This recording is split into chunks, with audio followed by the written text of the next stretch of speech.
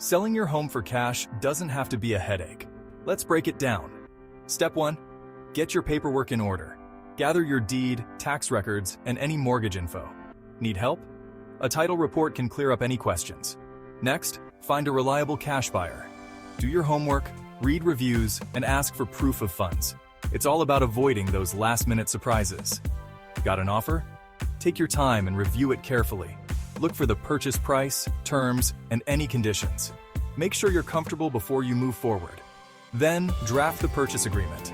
This document details everything: price, closing date, and terms. Get a real estate attorney to review it to protect your interests. Don't forget the title search. Ensure you legally own the property and there are no outstanding claims. Title insurance is a smart move for peace of mind. Be upfront about your home's condition.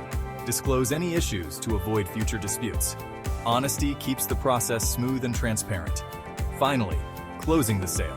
It's quicker with cash. Sign the paperwork, transfer the deed, and get your payment.